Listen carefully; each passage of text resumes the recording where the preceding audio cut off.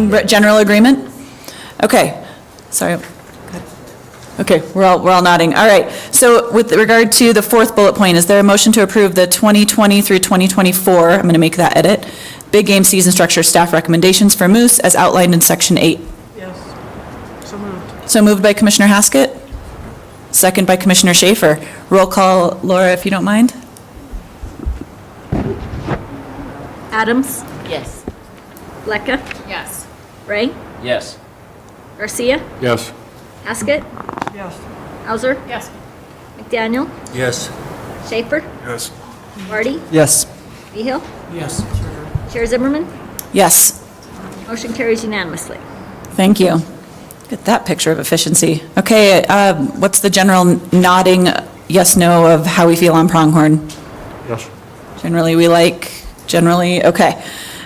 Is there a motion to approve the 2020 through 2024 big game season structure staff recommendations for pronghorn as outlined in section 9?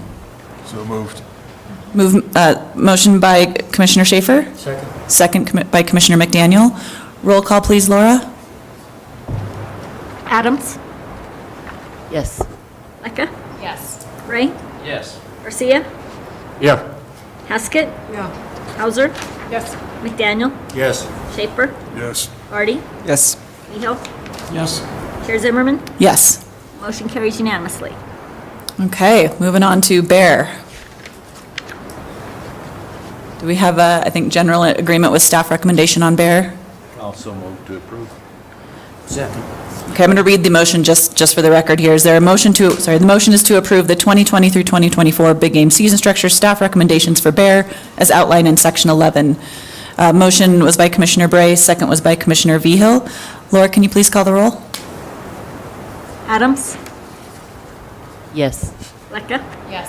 Ray, Yes. Garcia, Yes. Haskett, Yes. Hauser, Yes. McDaniel, Yes. Schaefer, Yes. Marty, Yes. Behill, Yes. Chair Zimmerman. Yes. Motion carries unanimously. And with regard to the final bullet point, as Danielle explained during her presentation, these are generally ones that haven't had a whole lot of issues or contentious conversation. And so I'm going to go ahead and just read the motion. I'll clarify at the end that we don't have a season on youth. So you'll see in the motion, so it reads as though we have a season on youth. It's pretty funny. All right, so is there a motion to approve the remaining 2020 through 2024 big game season structure staff recommendations as outlined in section 2 for high country deer, section 4 for plains elk, section 6 for late rifle elk, section 7 for private land only deer and elk, section 10 for mountain lion, and section 12 for youth? Moved by Commissioner Bray, second by Commissioner Vigil, and Laura, another roll call, please. Adams, Yes. Lecca, Yes. Ray, Yes. Garcia, Yes. Haskett, Yes. Hauser, Yes. McDaniel, Yes. Schaefer, Yes. Marty, Yes. Behill, Yes. Chair Zimmerman. Yes. Motion carries unanimously. So I'd like to go back to the third bullet point, which was with regard to the regular rifle, deer, and elk seasons, and have some discussion around that. I'm sorry, Commissioner Garcia. I'd like to start. Oh, go for it. I know I asked the question of one of the public comments on this. The breaks to me are really important. I think they're important to everybody that we've surveyed, and I think most of us on the commission.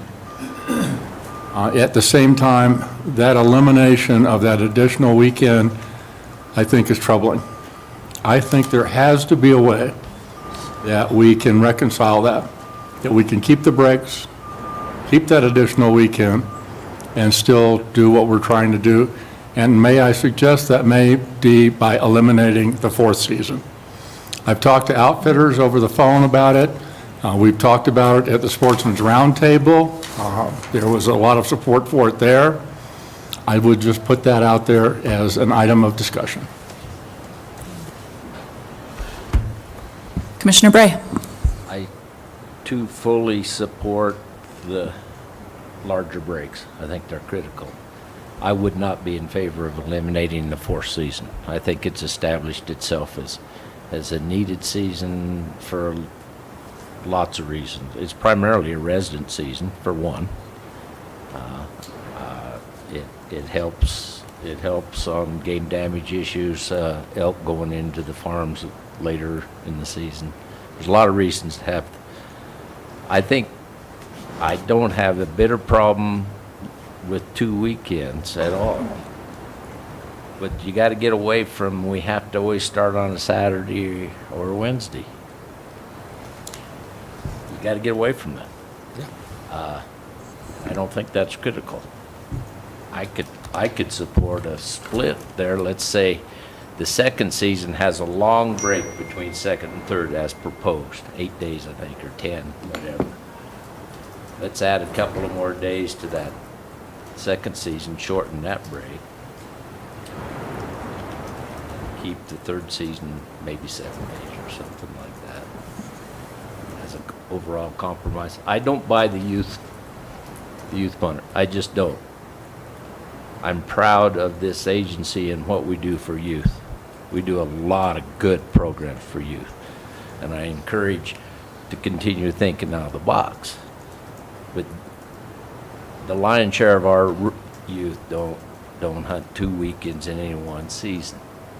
On an elk tag, a youth, if they're unsuccessful, they can hunt their cow elk all the way through December. So, and that's good. But I just don't buy it. I just don't buy the 2 weekend, have to have a 2 weekend deal. As far as outfitters go, I'm an outfitter. I know a lot of outfitters. Back in the day when we had 12-day seasons, 15-day seasons, they sold 2 5-day hunts and had a couple of day break in between. That was a fairly standard practice. I don't want to go back to that length of seasons. I think that's too much. So I think we can accomplish what we want to accomplish with. We got to get over this idea. It always has to start on us. Start on the calendar. Commissioner Haskett. Thank you. I guess I would propose that I agree with what Robert said. We do a lot for our youth, and they can continue to hunt. So the 2 weekends, while it's a nice thing, I really do wonder how many actually do that. What I would propose is that we make the second season 9 days, and either we add 2 days to where it is now, or start it later, so it ends on the first, which would make the break a little bit shorter, but it would make it a little longer between first and second, which is actually where the biggest problem lies anyway, I think, is the break between first and second. That's what most people wanted longer.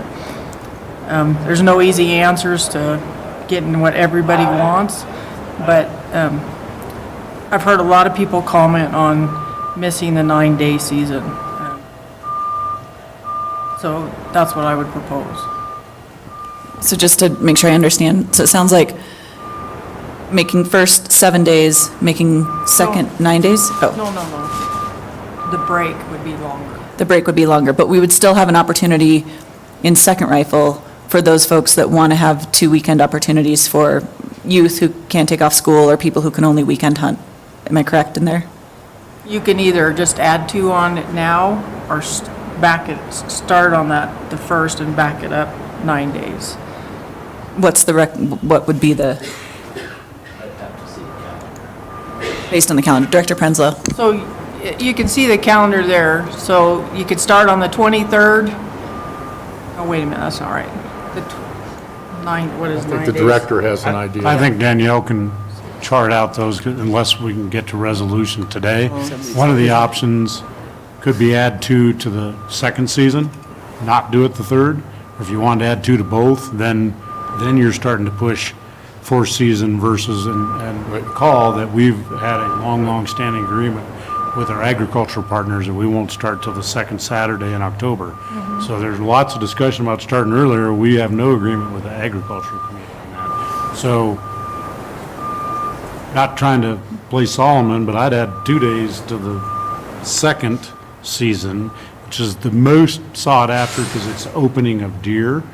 Leave third season at 7 days, leave the fourth season, consider that as a compromise.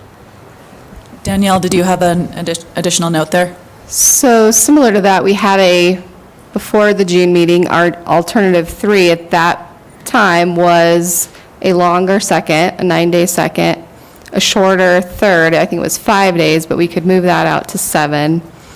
So I just wonder, for simplicity, does it make sense to go back to staff's original alternative 3 and just add 2 days to the third rifle season? But that would make the second 9 days with 2 weekends. Second season. Adding 2 days to the Second season would be 9 days, third season would be 7, and fourth season would be 5. But as it starts right now, if you added 2 days to second, it wouldn't be 2 weekends. That's my concern, that just by That's why- adding, you don't necessarily get the weekend. That's We've got to why- play with the Okay. calendar. If you started on the Saturday, the 24th, Right. like we had originally proposed, it would give you 2 full weekends with a 9-day season. Okay. But that's the goal there. Between first and second. Yes. Shortens the break between first and second. Okay. So we'd have to structure it where it's going to vary, because with the Saturdays are going to move on us every year. So we're going to, So sometimes it would lengthen the break and sometimes it would shorten the break. exactly. Got it. Are you saying you're going to start Commissioner Haskett, sorry. on the 17th or the 24th, as we're looking at this calendar? I believe the previous alternative 3 would have started on the 24th. Okay. And ended it on the 1st of November. So Okay. you're actually shortening the break between second and third, not first and second, Is that okay? We can Marie? afford to shorten it. because it's the longest. Yes.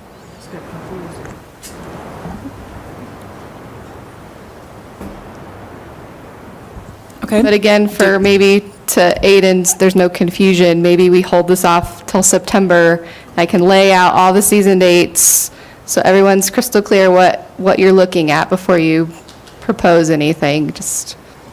I'd like to see that, yeah. Commissioner Haskett? I would say I don't think we need to do that. If we just change it, the second season is the only thing changing, and we change it to start on that Saturday. Are we, I just hate to wait.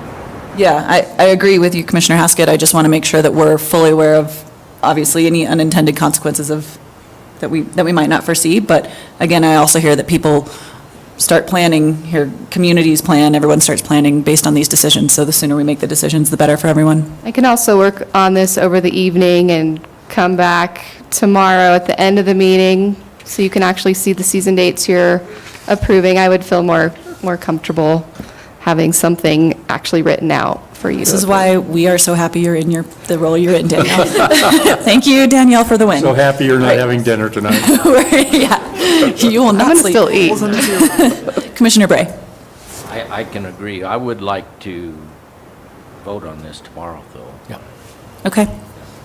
I'll move it to tomorrow. Okay, I would also have one additional comment. sure, Commissioner Bray? In regard to the planes, item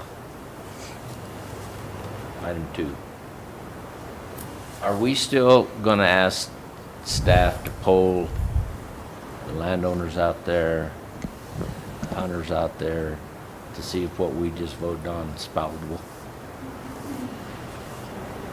That was kind of the discussion first, and then we didn't end up there. Commissioner Vehil, and then Director Prenzlau. I think Regional Manager Leslie pretty much confirmed that the landowners are out okay out there. We changed things. No, With status quo, he said. with status quo. So if we do change, then I mean, we voted to change, and I support that vote, but if we get a lot of negative feedback or that we haven't been getting, is that something we should at least, as with any of these, probably revisit? If needed, if not needed. Commissioner Vehil? one of my concerns was crop damage and the claims. But if they're only running $5,000 to $15,000 a year, that's not major at all. So that's no longer my concern. The crop damage is gone. Director Prinsloo? I was just going to comment that once you took the vote, my assumption was we were not doing that, so I think if you want that done, you could ask for that. Well, I think it'll come one way or the other. Yes. So I think what I'm hearing is we may be revisiting that vote in September. Is that, am I understanding the conversation correctly? Okay. Okay. Follow up that with an ask for Mark and Brett to just doing some kind of a quick assessment on the vote on that early season to see about game damage and accessibility of deer and shock and awe, I guess. Okay, so just to make sure I understand, with agenda item 16, the first three sections, so early season deer and elk, we're going to have more discussion and an additional vote in September. With plains deer season east of I-25, we may or may not have, it sounds like we'll have additional discussion in September, perhaps additional action, we'll see. And with item 3, regular rifle deer and elk seasons, we're going to just move that vote to tomorrow. Okay, great, let's move on.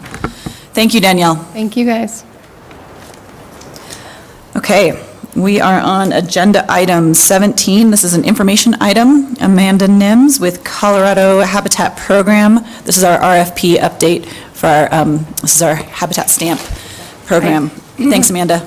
I'm Amanda Nims, CPW's Land Protection Specialist and the Program Manager for the Colorado Wildlife Habitat Program. It's an honor to be here today to give you an update on the Colorado Wildlife Habitat Program.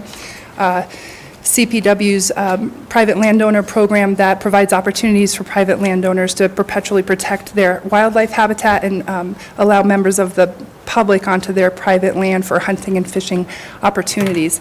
This program directly addresses and implements CPW's mission by perpetuating our wildlife resources of the state, as well as providing sustainable and enjoyable outdoor recreational opportunities. It addresses our strategic plan goal number 1, to conserve wildlife habitat, and goal number 5, which connects people to the outdoors.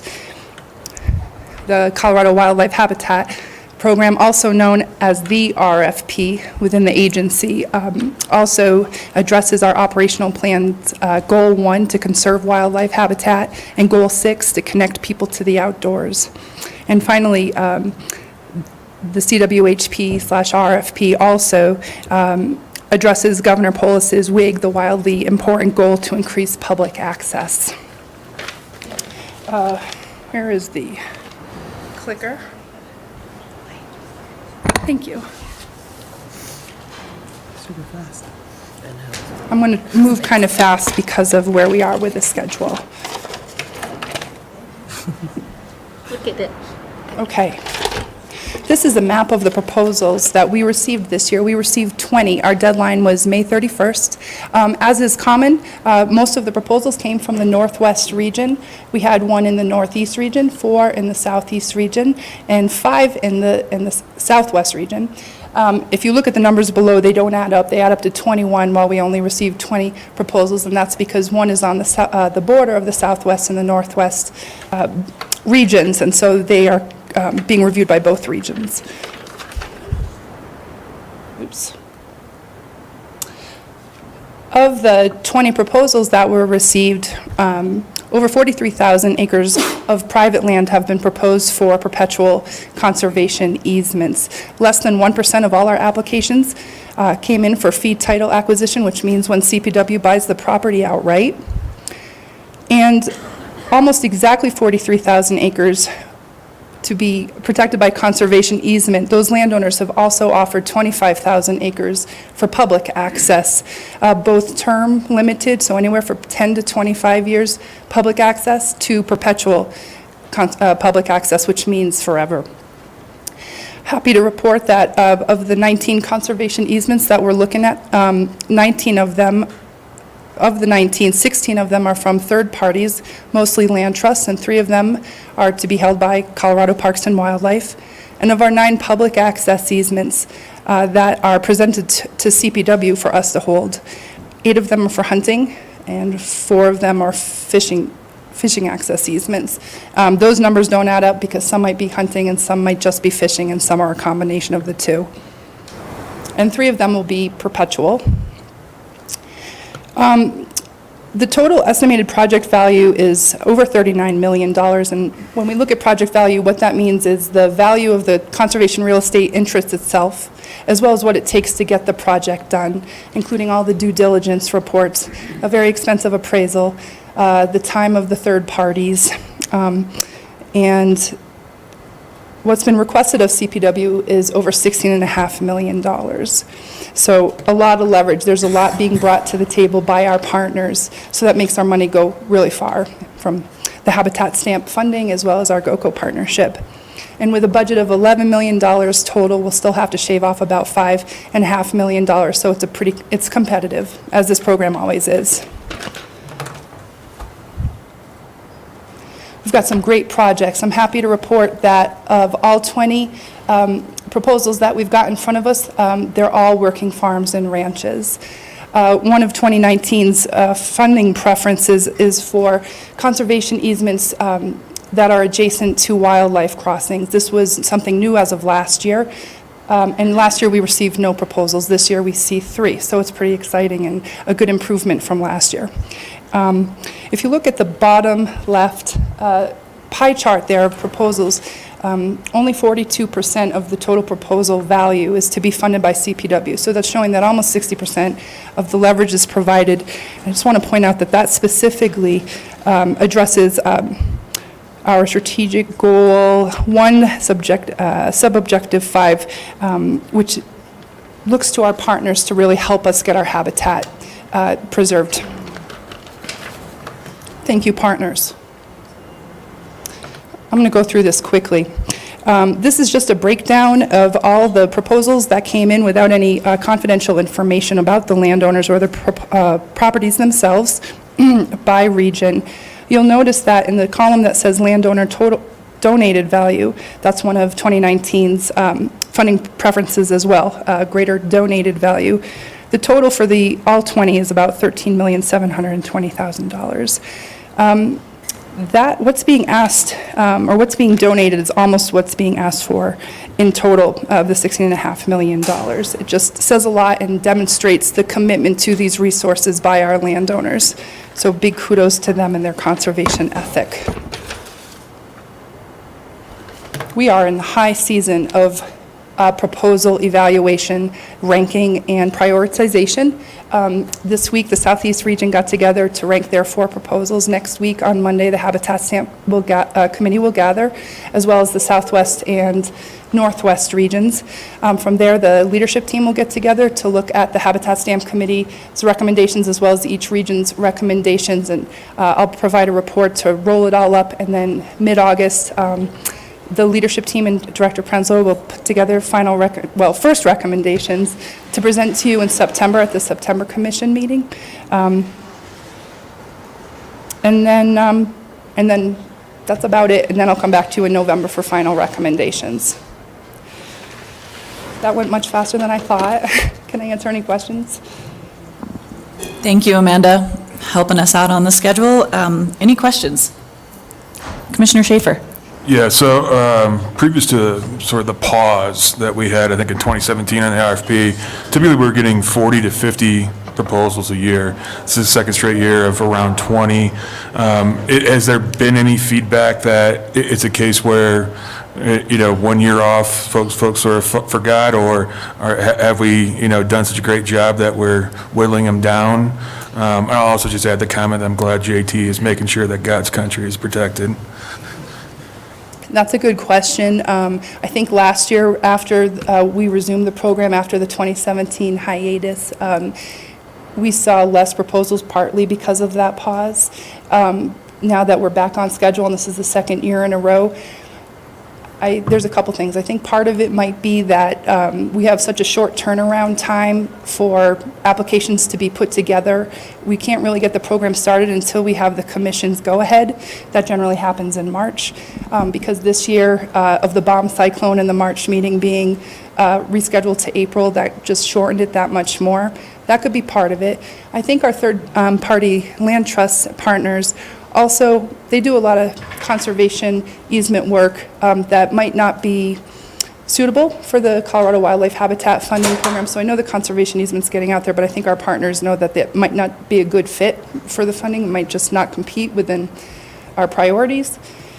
And then we could also maybe do a better job in advertising and getting the word out. But I think that depends mostly on support from the commission because, again, we can't really get the program started until we have the official go-ahead in the spring meeting.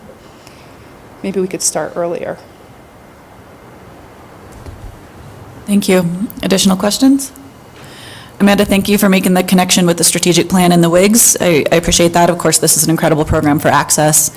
I wanted to make two comments, one with the working farms and ranches, and then, which is great, and then with the additional proposals, applications around wildlife crossings. That is something I forgot to mention at WAFA when we spoke with the other states that Wyoming, Arizona, New Mexico, and I think even Utah all spoke a lot about wildlife crossings, and really just the wildlife crossings being the catalyst to looking at large landscape level connectivity, movement corridors, those kind of opportunities. So this is a regional, if not at least west-wide conversation, so I really appreciate that you were able to get the information out there and that people did submit applications to that effect.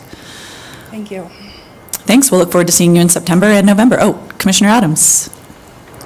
Has there been any kind of evaluation of the program, the impacts and outcomes of the program, looking either at a 5-year or? Well, we're actually working on updating that. The last time it was updated was in 2012, and we're working on a brochure to highlight the success. Thank you very much. See you in September. Krista, before you come up, I think I see a dignitary, Senator Coram. Is that?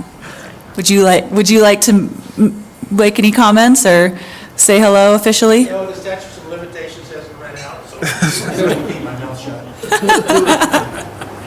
Fair enough. Thanks for stopping in. Krista Heiner with potential 2020 draw changes. This is something that we had asked to look at, so appreciate you joining us today with this update. Yeah, good afternoon, Commissioners. Madam Chair Zimmerman, Director Prenslow, Deputy Director Mock. My name is Krista Heiner, and I'm a Policy and Planning Analyst with CPW, and I'm here to talk to you today about potential draw changes for 2020. You may be thinking that 2020 sounds like a long way off, but we're making this presentation now because we want the Commission and the public to have as much time as possible to weigh in on any potential changes. The Commission could also choose to do nothing, and we would continue with the status quo for the 2020 draw. But if the Commission intends to make changes, we need to have a clear vision of the way forward as soon as possible to make any necessary changes to our licensing system and brochures, and to allow for public outreach and feedback. Even what might appear as a small change could require significant time and effort to implement well. So, we'll move on. Fees and the limited license drawing. This does not include personal calls or emails that the Commissioners received, or calls received through the call center or to staff directly. Of those 414 emails and letters, the new qualifying license requirement was mentioned 63% of the time. About 20% of the comments were about wildlife license fees increases in general. 8% were about the addition of the preference point fees for sheep, moose, and goats, and goat applicants, and 5% were about the increase in the price of the senior fishing license. The most frequently cited concerns were that the changes in regulations would prevent people from participating in hunting and fishing, or that they would prevent them from choosing to hunt or fish in Colorado specifically. Also, those who are upset about the qualifying license requirement often emphasize that it is unfair to require applicants to buy a license they do not want or intend to use, and some mentioned that they would have just preferred if CPW raised the price of the actual license. While not all commenters indicated their state of residence, the high price of non-resident fees was also cited 18% of the time. I just want to mention that it's important to keep these comments in context, as CPW serves hundreds of thousands of customers, and it often receives a spike in comments when changes to the application process or license fees are made. So, before I begin with the analysis of the impact of these changes on application rates and associated revenue, I want to emphasize that this is a cursory analysis of the initial effects of these changes, and to fully understand the impacts of behavior, we would need to look at application rates and revenue trends over multiple years in the future. But in most cases, comparisons are provided between 2019 and the 2 previous years. So it's worth noting that in 2018, we saw a large increase in applicants due to the removal of the pay-before-you-draw requirement. And then in 2019, in addition to maintaining the removal of that pay-before-you-draw requirement, we also added a qualifying license requirement, we increased the price of licenses, we increased the application fee, and we changed the preference point fees. So it's difficult to attribute the changes in application numbers to any one change made in 2019. So with that said, let's look at all applications for big game species. We have the total number in gray, residents in red, and non-residents in blue. So from 2017 to 2018, we saw a large increase in applications with a more significant increase for non-residents. And again, this is largely due to the removal of the pay-before-you-play requirement. Pay-before-you-draw requirement, sorry. So many different terms. Then between 2018 and 2019, the number of applications decreased by 15% overall. This includes a 14% decrease in resident applications and a 17% decrease in non-resident applications. However, when we compare 2017 to 2019, we see an overall increasing trend with a 13% increase in overall applications, a 5% increase in resident applications, and a 31% increase in non-resident applications. When looking specifically at deer, elk, pronghorn, and bear, we see increases from 2017 to 2018 for residents, 10% for residents, 40% for non-residents. Then in 2019, we see decreases, 10% for residents, 12% for non-residents. Overall, when looking at the trend, we see a slight decrease in resident applications for deer, elk, pronghorn, and bear, but a continued increase of 23% for non-residents. When looking specifically at applications for sheep, goat, and moose, we see increases of 98% for residents and 406% between 2017 and 2018. This is followed by decreases of 28% and 43% respectively in 2019. And overall, the trend points towards increasing applications with a higher rate for non-resident applicants for sheep, goat, and moose. Additionally, the removal of the pay-to-play fee for deer, elk, pronghorn, and bear, and the addition of the preference point fee for sheep, goat, and moose applications resulted in an estimated increase of about $1.5 million in preference point fee revenue when compared to 2018. We also wanted to specifically look at youth application numbers. Again, we have the total application numbers in gray, resident in red, and non-resident in blue. From 2017 to 2018, we see, again, increases with more significant increases for non-resident youth. And then in 2019, we see decreases with more significant decreases for resident youth. Between 2017 and 2019, we see overall increases of 10%, with an increase of 2% for resident youth and 51% for non-resident youth. The addition of the qualifying license requirement also resulted in an increase in the purchase of resident small game, non-resident small game, youth small game, and resident fishing and small game combination licenses. Because it's not possible to analyze the results of the full 2019 license year, and to better understand changes in purchases associated with the draw specifically, we only looked at licenses purchased between March and June of each of those years.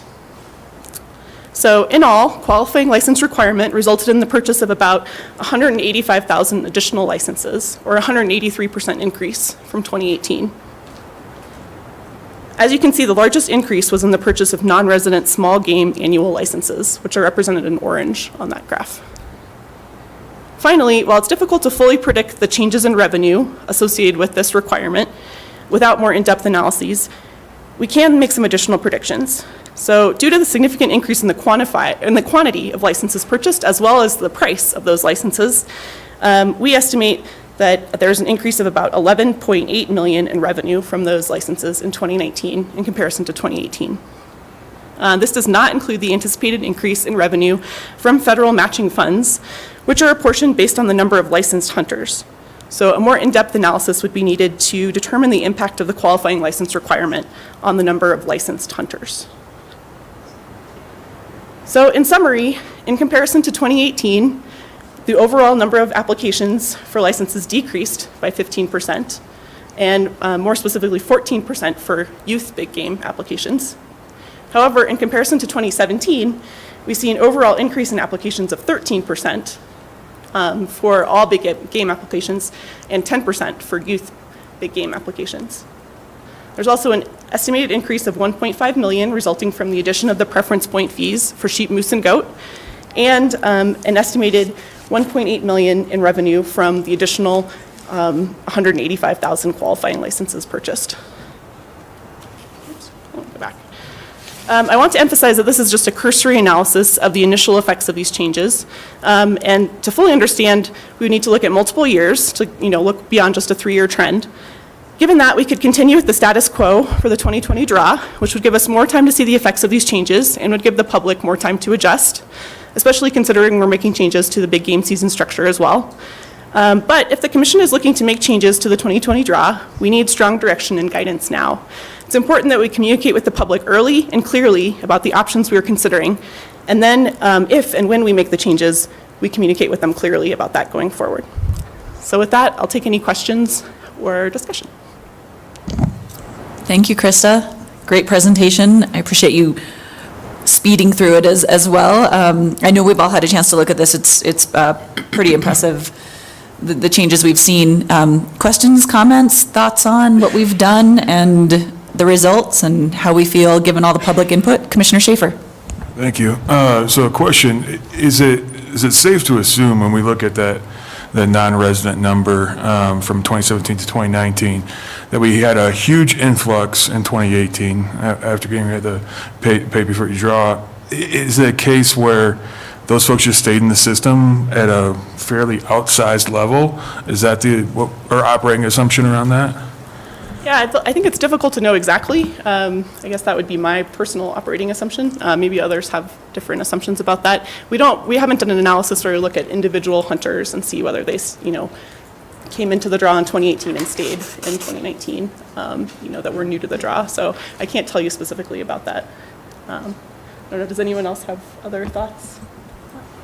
I'll just say, I think it's interesting, as you mentioned, I think it was the 33% of the 440-some emails, was in regards to the cost construct, and the fee increase of qualifying license was, considerably higher for non-residents, yet they're staying in this system at an extremely high rate. And I think that, in a way, for me personally, that shows that the qualifying license isn't necessarily this giant barrier to entry, and also puts us on par with the vast majority of Western states that do have qualifying licenses. Commissioner Vihel.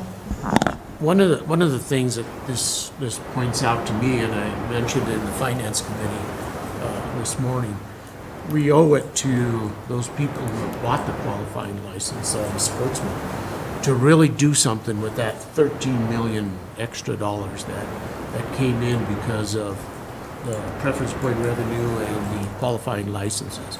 So we need to do some large-scale habitat stuff. I mean, put that money to work in the field, because that's what we used to explain what it was all about, to do something for wildlife, for our research. So it's really important that we actually come up with that fund particularly to devote to things like research, wildlife research, and habitat improvements. Like signage and enforcement on all that state land board lease that we just voted on. Great, thank you, I agree. Any other comments? Commissioner Garcia. I think it goes back to what the director talked about earlier, with sometimes some very small voices make a lot of noise. We heard a lot of complaining, but we didn't have these numbers. And so what we thought was a lot of complaining to me now looks like very small numbers compared to the number of people who bought and didn't say a word. And so I'm impressed with the increase. It makes me feel like we did the right thing. And I'm less inclined to go back and revisit it, honestly. And I think along with Director Vigil, and I know Director Bray talked about it at breakfast this morning as well, setting some money aside out of this to do some habitat work, I think is important. Commissioner Adams. Thank you. Are these projections reflected in the forecasts?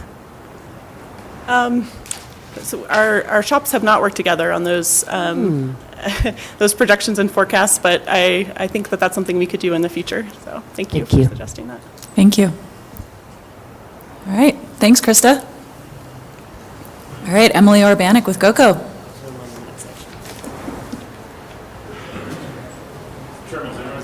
Yes.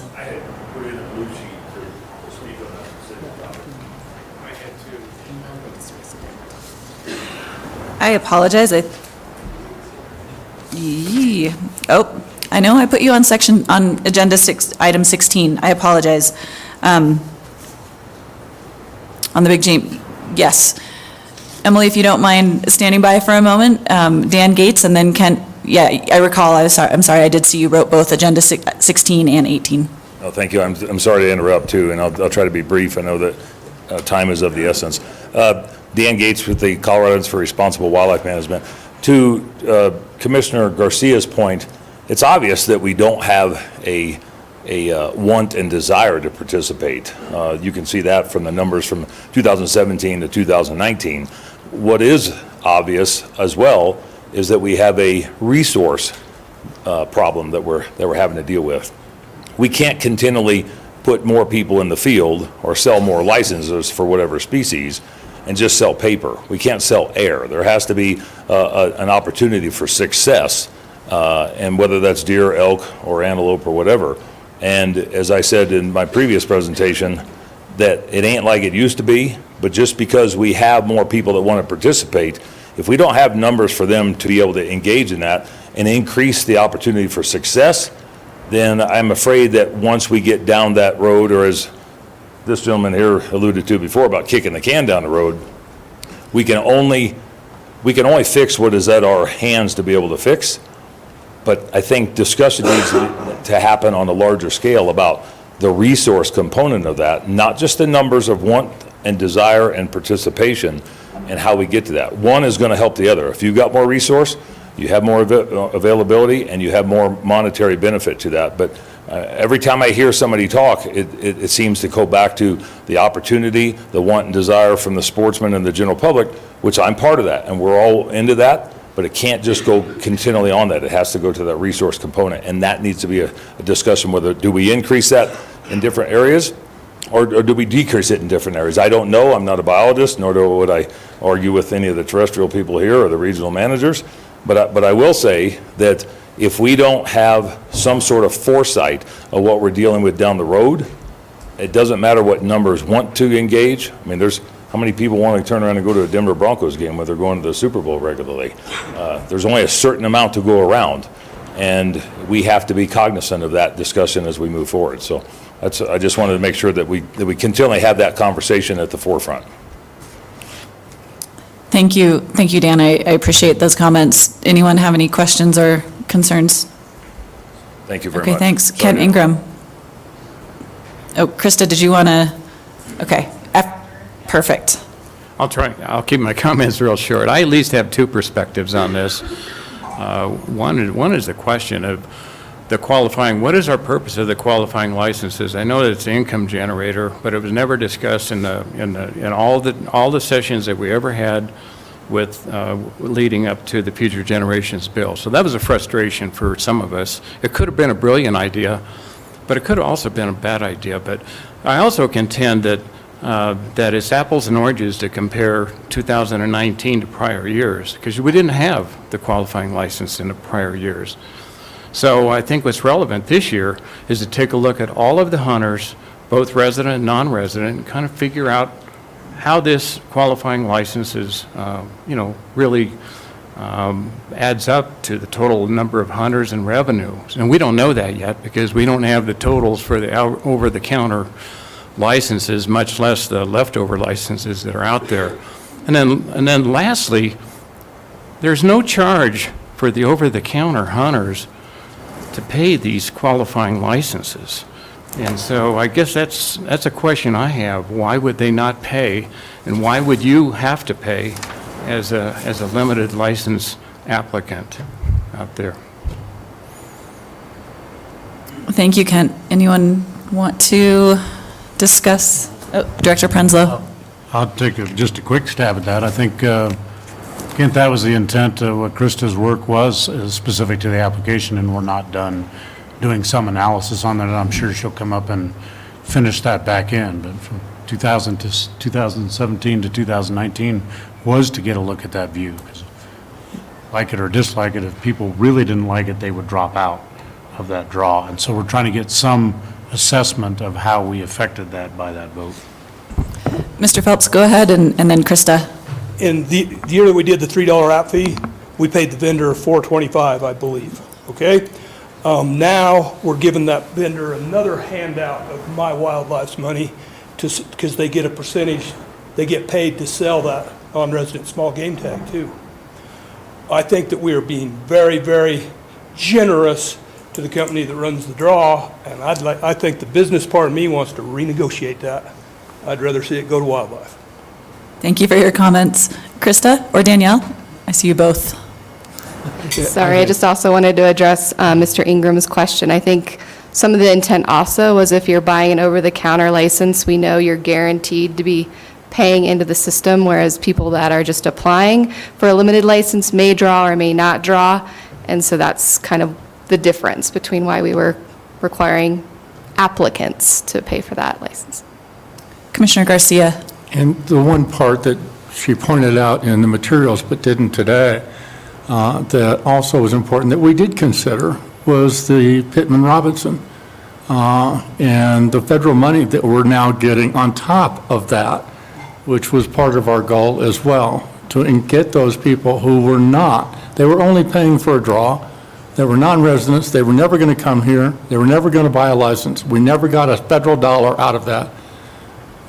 That's a big piece. Thank you for that reminder. I remember that part of that discussion. Krista?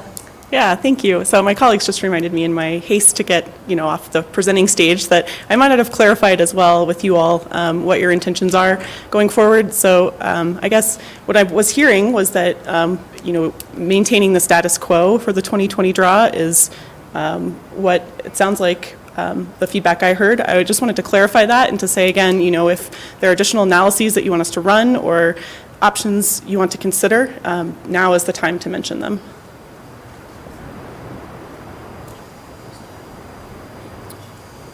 Okay.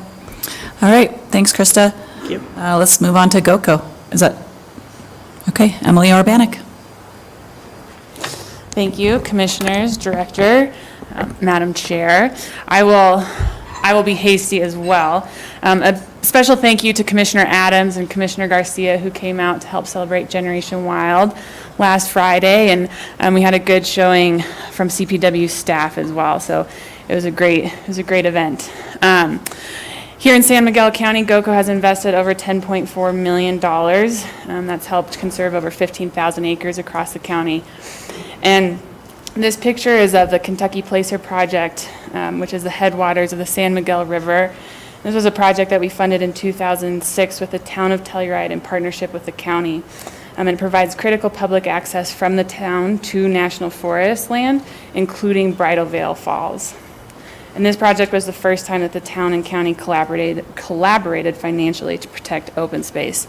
So it's a project that we're really proud of right here in Telluride. We had a great June board meeting up in Leadville. Thank you very much to Commissioner Hauser for hosting us up at the CMC campus. And thank you to Director Prenslow for joining us Wednesday evening and Thursday morning. Some of the big updates from June included our board officer election. So joining Holly is Mo Siegel as vice chair, Jody Rogers as secretary, and Commissioner Garcia as treasurer. And we're still finalizing our reorganized committee structure, so I will give another board leadership update for you in September once we have program committee chairs sorted out. We spent Friday morning with our strategic planning consultants, Persono, to discuss the process thus far and the decisions that have been made since the beginning of the year, and really onboarding our new board members. So we're excited to jump into those conversations with you this fall. I know we keep talking about it and saying it's coming, but it's almost really here. We also spent an entire afternoon with Dr. Nita Bosby-Tyler deconstructing equity. And she walked both the board and staff through definitions of diversity, equity, equitable, and inclusion, and how GOCO achieves those definitions, and I think set us up in a really great place to dive deep during strategic planning and thinking about those topics and how we thread them through all of our work and not just another conversation. And we plan on working with Dr. Mosby-Tyler throughout the strategic planning process as well as a sounding board. Commissioner Hauser or Garcia, do you have anything that you'd like to add about those workshops? You're talking tomorrow morning with the yours program, is including GOCO. What's that? Our little meeting at 7:30 tomorrow morning. Sure. Sorry, Commissioner Garcia is telling me what to say. I'm kidding. No, I would just underscore Emily's report, and anybody gets a chance to see Nita, she's one of the very, very best in this work. And I would encourage, it was unfortunate that Director Prenslow was called away, because it was a great extension of some of the work that we did, that he was able to observe at a DEI summit a couple weeks prior. So I would be hopeful that we could extend some of that to this commission and to the work that CPW does. Absolutely. And see if there might be some nice bridges there. One would be tomorrow morning, a few of us are going to get together and brainstorm on sort of, and Katie's been helping us think about sort of, it's a bit of an extension of the forum on the future of state parks, but it's really about engagement of underrepresented youth and populations that typically are not represented or less represented in our, on our sort of public lands and within the portfolio of CPW. So that's still a relatively open conversation, but hopeful to move that forward. And was really pleased that GOCO, Chris Castellian certainly raised his hand and said, our team and our staff can really work with CPW staff to move that forward. And I certainly would hope that that's where it spends most of its time. I think as a commission, we can provide some guidance and thoughts, but we'll look really forward to all of you digging into that and bringing back some really good ideas for us, so. Absolutely. Yeah, I would only add, I think past Chairman Howard took great pride in the progress we made of bringing Parks and Wildlife and GOCO closer together, and people like Emily, thank you. But I see out of the new group that we now have on GOCO, even a greater, I think, opportunity to bring our missions in line. So, looks like a good group. Absolutely. And finally, the board also approved the third round of Director's Innovation Fund, and projects this year included hammock camping at Jackson Lake, a hunter education trailer in the Northwest region, and a really time-sensitive habitat restoration project at Two Buttes State Wildlife Area in the Southeast region. We were able to fund 12 projects at just over $132,000, and we funded projects in all 4 regions. And for the first time, we had a greater demand on the wildlife side, which was exciting to see. So I look forward to working with Director Prenslow and CPW staff on revising this program and making it even more successful in the future. I always like to highlight a nearby state park when we travel outside of Denver. GOCO investments to Lone Mesa are just over $5.5 million, and this includes money for the acquisition. Lone Mesa was identified in the 1999 Crown Jewels report, as was the Fisher's Peak property. Additionally, Lone Mesa received one of the first Directors Innovation Fund grants. And the really juicy part of the presentation, I'm excited to talk to you about our third summer of Generation Wild, our marketing campaign to encourage youth and their families to get outside more often. We've partnered with the Omni Institute over the last 2 years to really measure the impacts of this marketing campaign with moms across the state. And in just over 2 summers of this being out across the state, we're seeing incredible awareness of the campaign, but more importantly, a greater connectedness with the outdoors within families.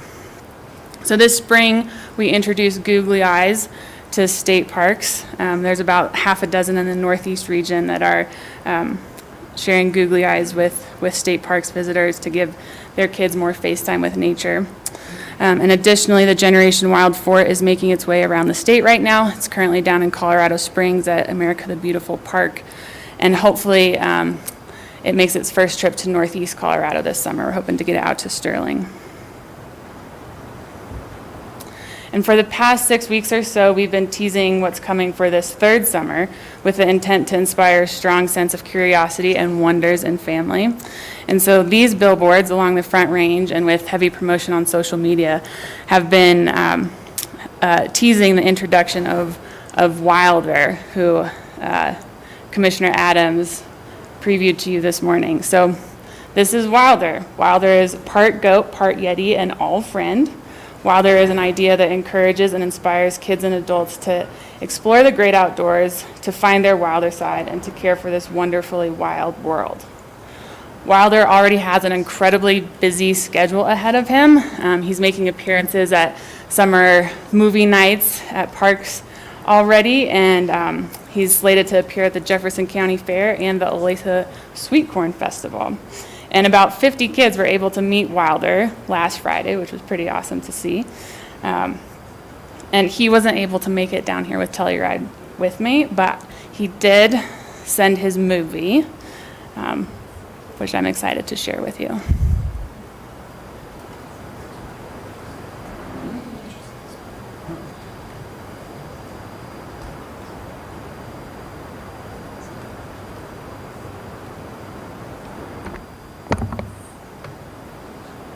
Line in.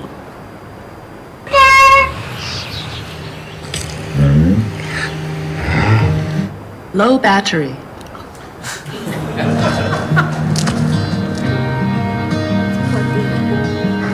Low battery. Low battery. Power off. 1 second.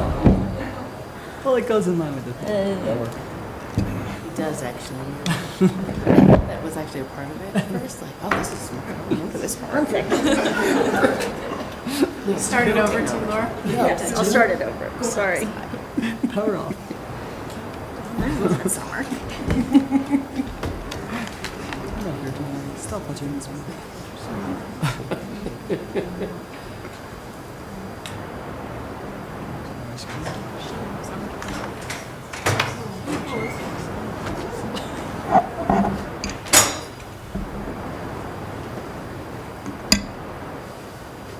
I didn't even know I had it.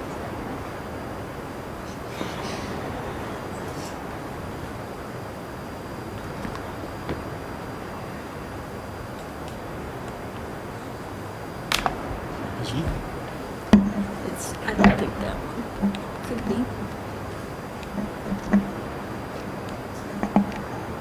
There wasn't a cord in the box.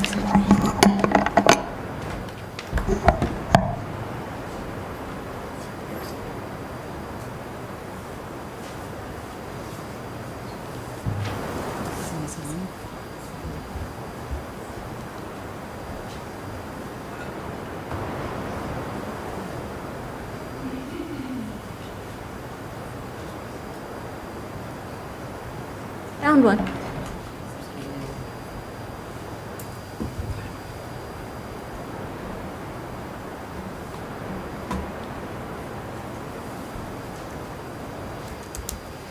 Job you come.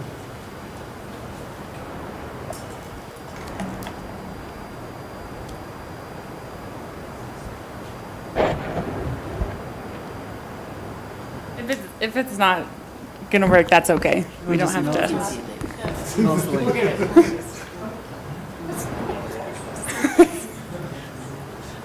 The music really makes it. It's all about the story. Here we go. Start it over again.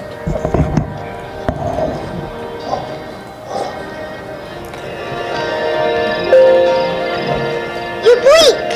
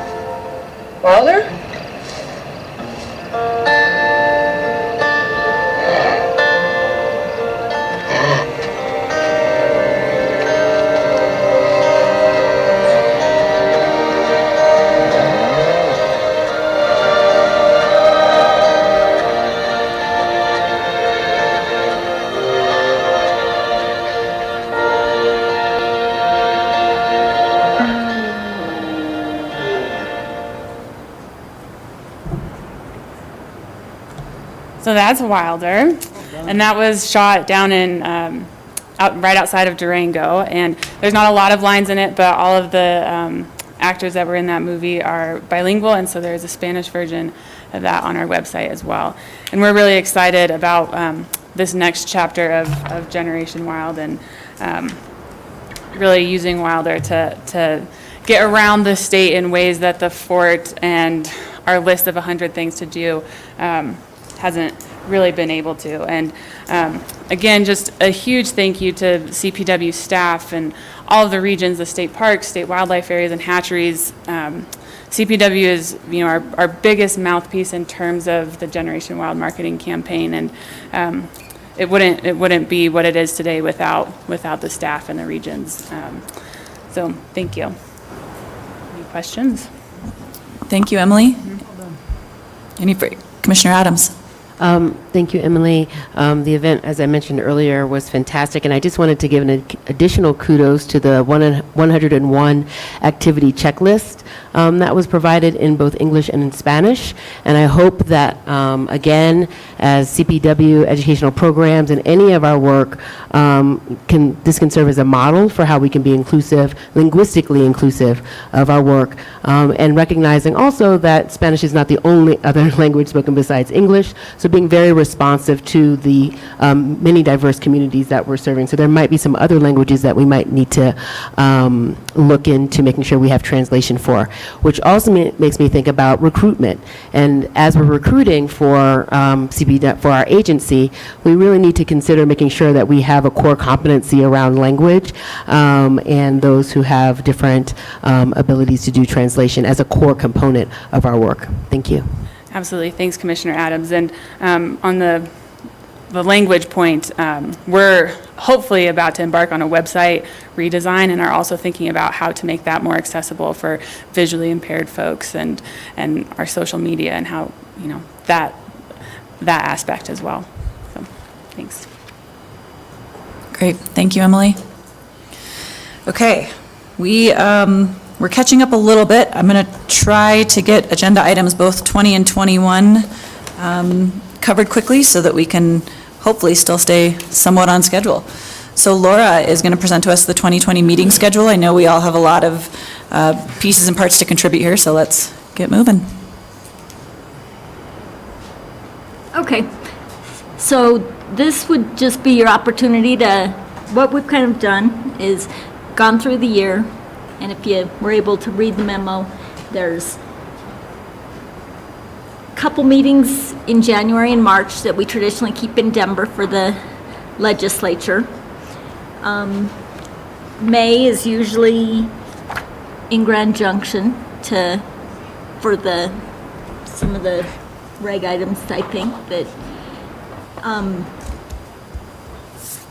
minimum 6 per year, and basically what I gave you here is 3 days, and we don't need to use 3 of them, we can do them down to 2, but it was whether, in the past, some seasons they did Wednesday, Thursday, in the winter, Thursday, Friday, other times, and we mostly just tried to selected the dates to avoid the major known conflicts like the WAFWA, some of the North American Conference, some of the other things that make it difficult. And then the optional ones are ones that don't necessarily have something scheduled that has to happen then. So I picked the different regions, just kind of threw places in.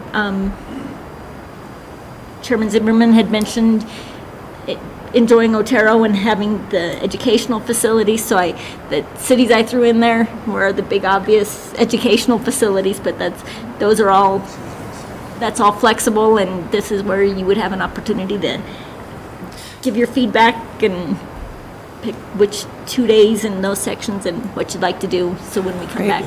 Thank you, Laura. So just a couple of reminders, this is an informational item, so I think our goal today is to kick around general direction of what we want to do, and then staff will come back in September. Couple quick things, I have asked staff to help us out with adding a column, if once we set this, if you recall, when we look at our calendar, it has the date and it has 3 columns. I've asked to add another column that gives us kind of a couple bullet items of what items have to be covered in certain months, so that we can kind of have a 12-month overview of when we're going to talk about certain things. So hopefully we'll see that in the meeting materials prior to September. But yeah, I think today I just want to spend a little bit of time going around and talking about what we'd like to see, so staff can come back to us with recommendations and an action item in September. So Commissioner Garcia. Just 2 things. First, I would prefer that Meeker be moved to August, because the fishing's much better in August than it is in June. And why else would you go to Meeker except to see these 2? And so that'd be my first. And the second is Colorado Springs and Fort Collins. I really came on this commission, and I love the fact that we go to places, this is a little odd, Telluride's out of the way, but this is not out in the boondock. I think we need to be out, not in, we do 2 in Denver. But if I'm somebody on the outside, I go, oh, great, they're meeting in Denver, Fort Collins, Colorado Springs. In Grand Junction. Grand Junction. It's not the only place on the western slope, just saying. Yep, there's a lot of other places we need to be. Commissioner Vihil, thank you. I think in the time I've been on the commission, one of the best commissions we had was in Cortez. I mean, the community really came on strong, and it was just really positive compared to some of our meetings. I just thought that's the first time that I had ever been to Cortez, and we've only had the 1 meeting in Cortez. But going to them rural towns is really good. I think it gives people way out there a chance to actually make comments and listen to us and get to know why we do some of the things we do.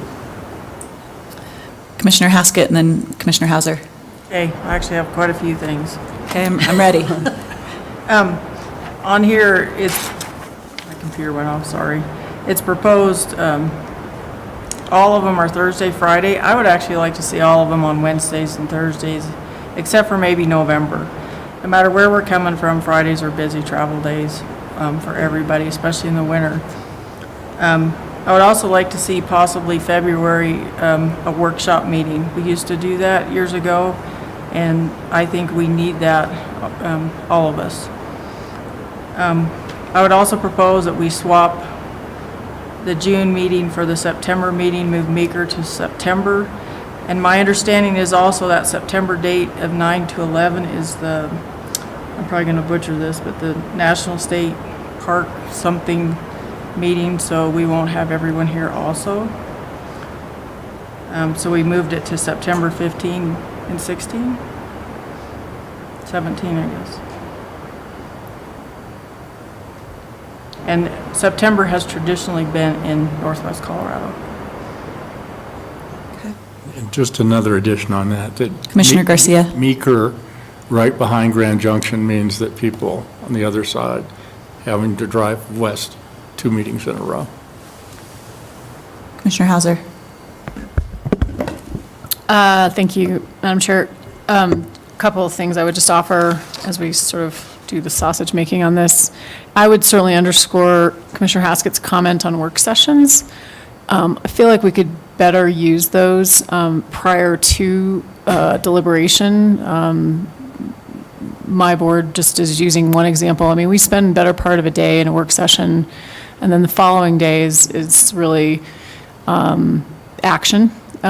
Whether or not that works or it needs to be the meeting prior, so that we can just dig into stuff.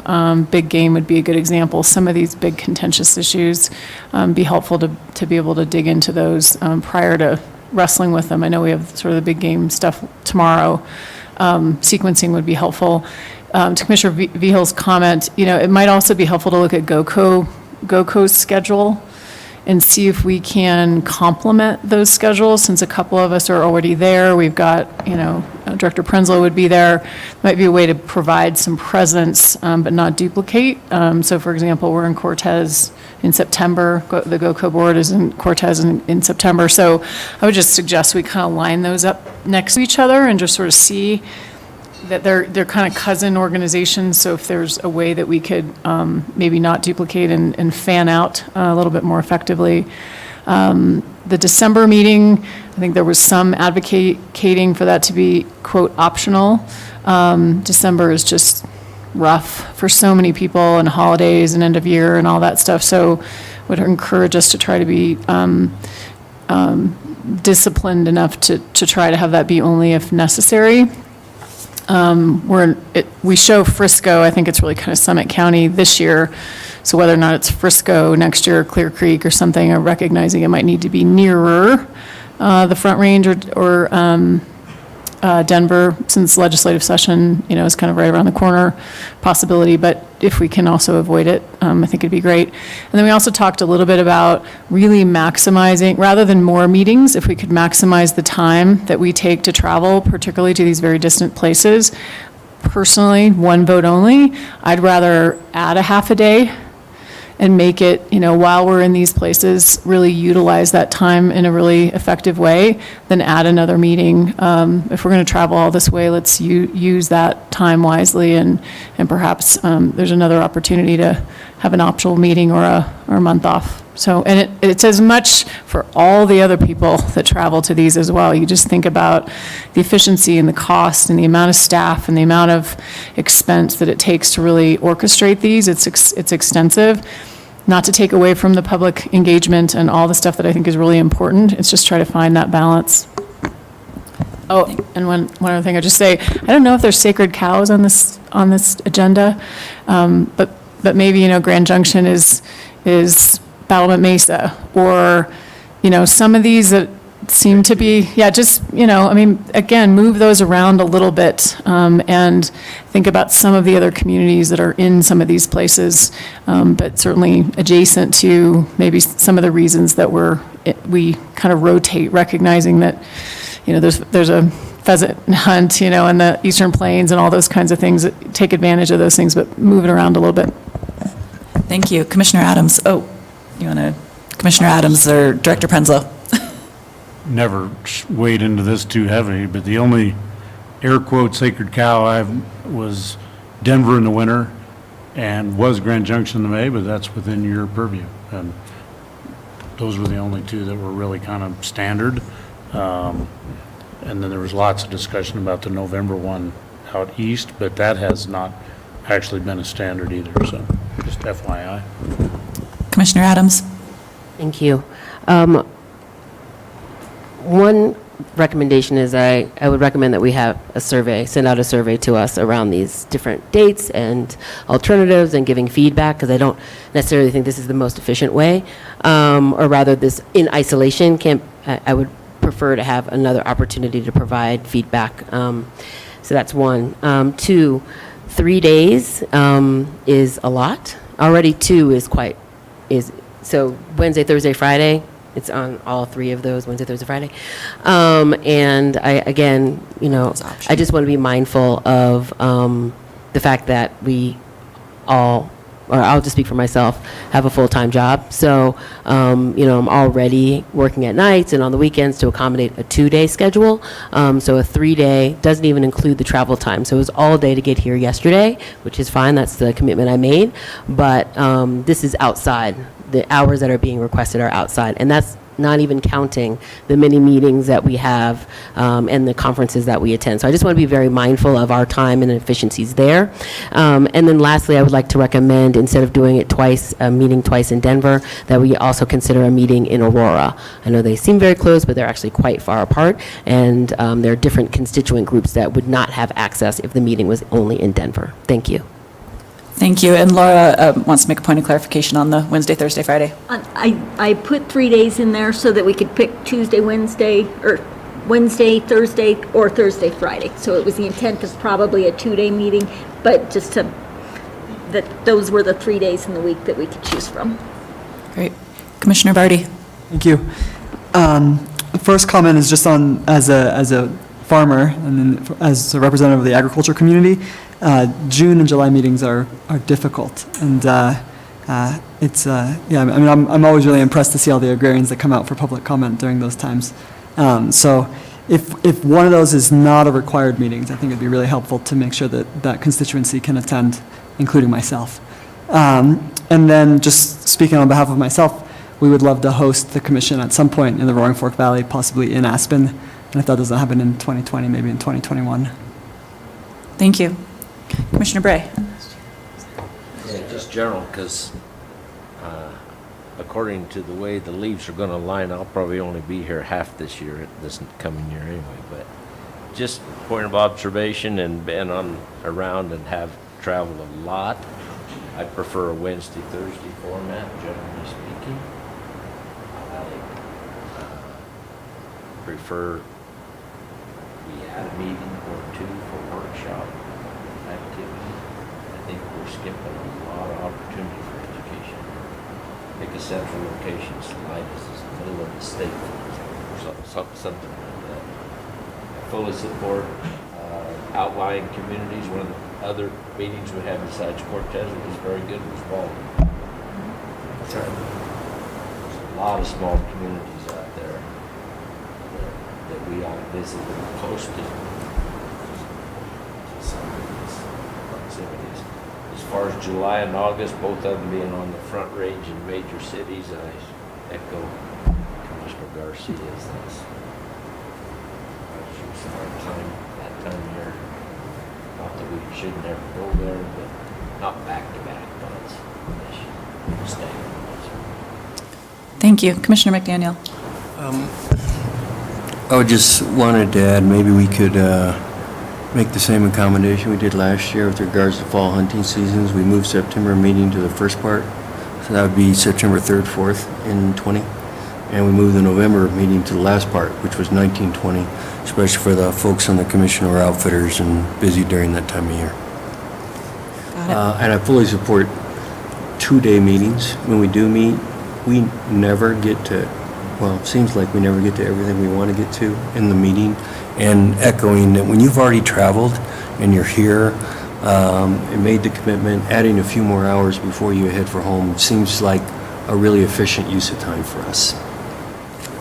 I want to echo Commissioner that. Garcia. It is the travel, to leave Telluride after a half day of meetings, and some people traveled farther than I did. I mean, he's going to get home at 10 o'clock at night. It's crazy. I mean, why don't we use that time? And maybe it's half of our meetings are a day and a half and half are 2 days or whatever, but if we're going to travel long distances, 2 days, we stay a second night. Captive.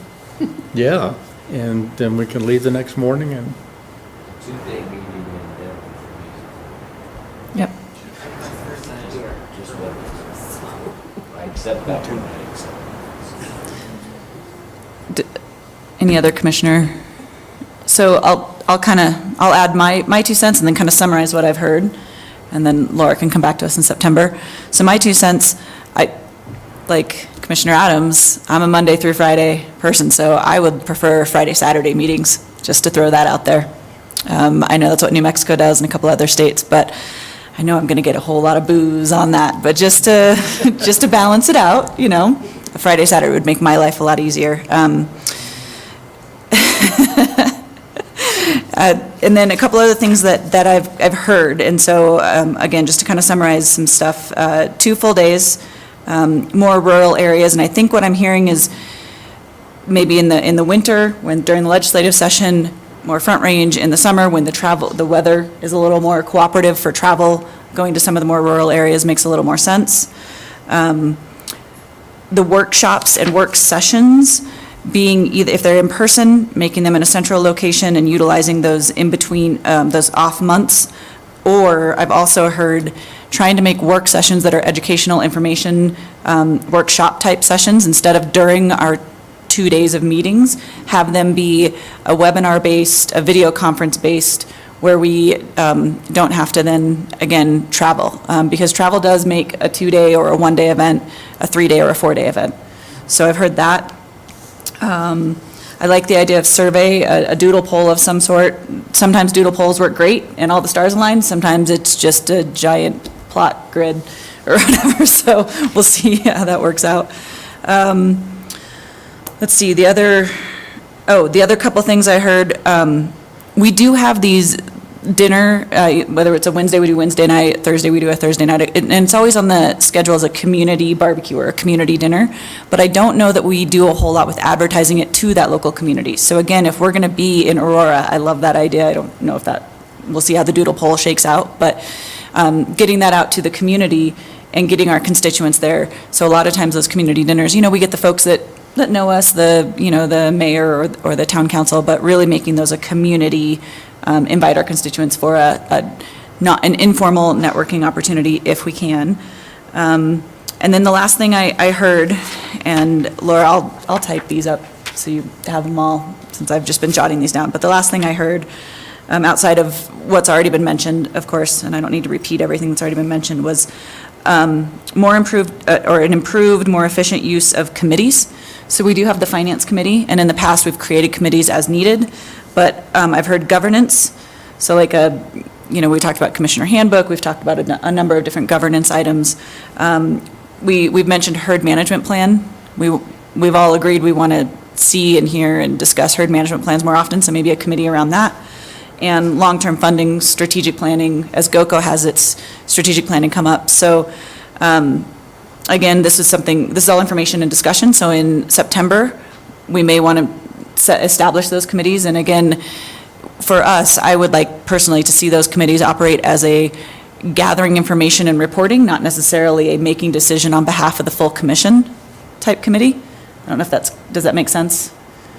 I guess what I don't want to see is a committee making decision for the commission and the commission just not necessarily being, the rest of the commissioners not necessarily being a part of it. So, and then the final thing was making sure, and I know everyone has talked about this, but making sure that we can get ahead of the agenda, have an annual overview of what kind of things we're going to be talking about at the meetings, and get the agenda items out more than a week or two in advance, if and when possible, not only for us, but also for our constituents, so they can plan travel. So that's kind of the summary of what I heard. Like I say, I've been writing down what everyone said. I'll type these up, get them to Laura and Commissioner Garcia. We are fish and game still. So if we could make sure we go pheasant hunting up in the Northeast in November, a little trout fishing somewhere else, that would be nice. Meeker fishing, Eastern Plains feel hunting, about it? copy. Okay. Laura, what else do you need? Does that kind of get you started? That gets me a good start. Thank you. Thank you, everyone. I won't make you meet on Saturdays, I guess. I would. I think with Saturday, so you gotta consider staff. Yeah, and the money. Yeah. Commissioner Adams. But again, I also invite us to just think outside the box, and if New Mexico and others can resolve it, so can we, if that's an area that we decide to move in. So just want to leave all things on the table before we, because I do think budget implications, even if go to a full day, for the educational programs, are going to have a financial impact as well. So that's certainly something we need to consider. It's another night lodging. Yep, that is something to consider. Thank you. Budget implications. I'm adding that to the list. Okay, great. We'll move on to agenda item 21, Eric Odell. We get to talk about Wolverines. So excited. No, he's compressed that. We've got an hour on the agenda. I won't take that whole hour. I'll make my presentation. We can cut the discussion however you like to do that. We are waiting for a Fish and Wildlife Service determination that we anticipate to come in September, so it may make more sense to come back once we know a little bit more about that. So greetings, Madam Chair Zimmerman, Commissioners, and Director Prenslow. My name is Eric Odell, and I'm a Species Conservation Program Manager for Colorado Parks and Wildlife.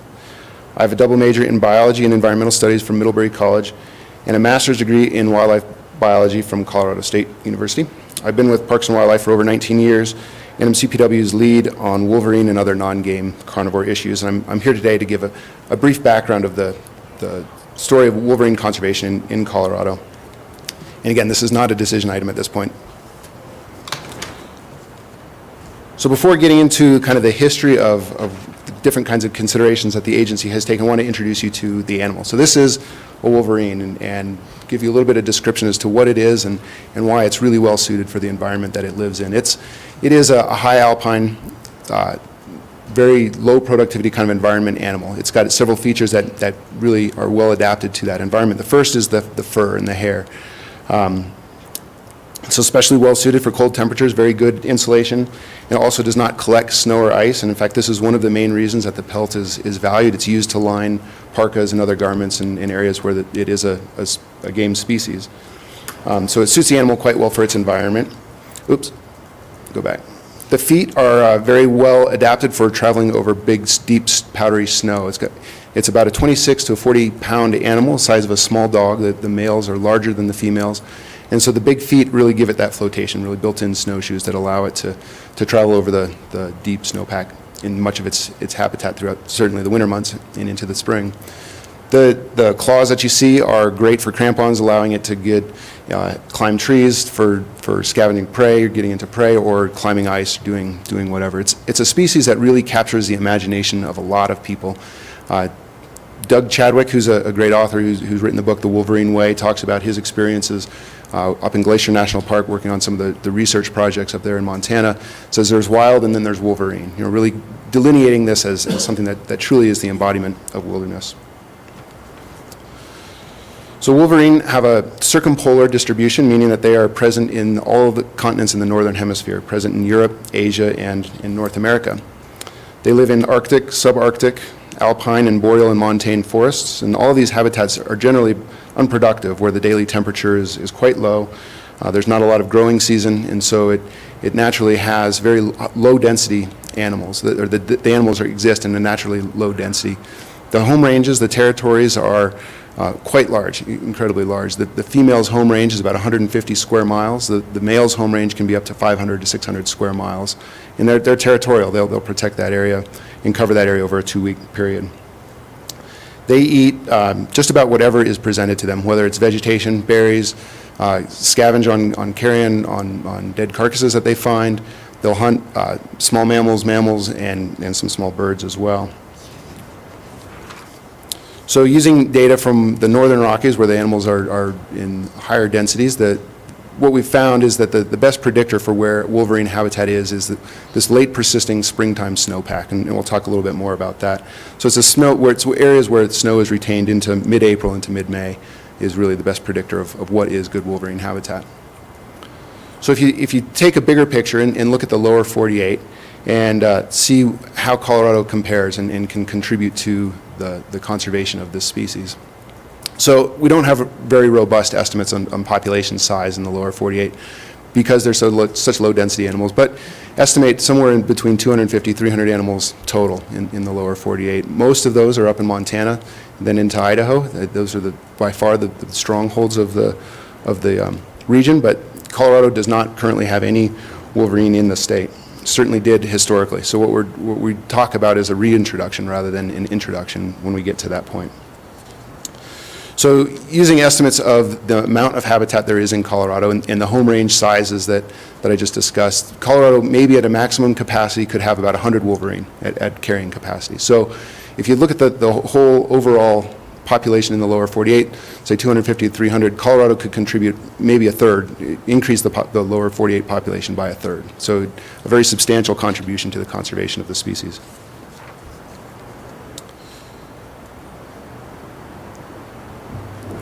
Commissioner Adams. Thank you so much. If we could just take a step back and hear from you just briefly, like 2 or 3 things that you would really like us as commissioners to know following this presentation. I just needing to know what our learning outcomes are supposed to be.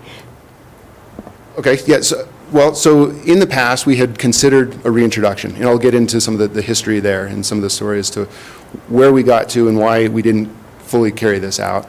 And so the idea is that potentially this is something to think about into the future. Is this something that the agency wants to consider conducting a wolverine restoration or reintroduction to the state? Very helpful. Commissioner Garcia. I gotta know, they're not in Michigan? On campus It'd they be like are. no badgers in Wisconsin. What?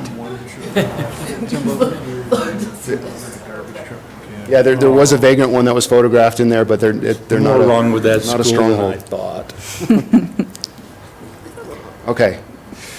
So again, wolverine habitat is based on that persistent springtime snow cover. And so these are 2 maps here to give you a feel for where wolverine habitat is in Colorado. So now we're back to zooming into our state. It should be no surprise that the areas in the state that have that springtime snowpack are the high elevation mountains, mostly in western Colorado. Using that modeled habitat, we estimate that there's 8.2 million acres of wolverine habitat, and again, that could support maybe 100 animals at capacity. Of that 8.2 million acres, looking at the map on the right is the land ownership. The green is Forest Service lands, pink is Park Service. Well, there's 2 different colors of pink. The pink within Wolverine Range is Park Service, Rocky Mountain National Park. The other pink is Department of Defense lands, and then the yellow is BLM. So of the 8.2 million acres, 7.2 is Forest Service, 7.2 million is Forest Service, and of that 7.2 million, 3.2 million is wilderness areas. Point of that is to say it's a federal lands issue. This is not a private lands issue at all, and largely because of the wilderness and the Park Service areas, development threat is not a big threat to wolverine habitat in Colorado.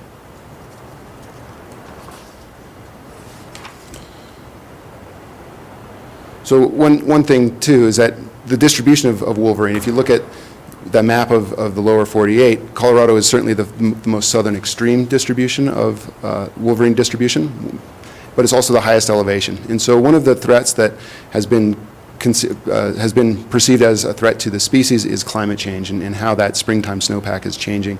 And many of the climate models are showing that even though Colorado is at the southern distribution, the southern latitudes, it's also at the highest elevations. And many of those areas are going to retain, or modeled or expected to retain the springtime snowpack more than it will happen in the northern Rockies. So it even puts a little bit more emphasis on the need for consideration of a restoration to Colorado.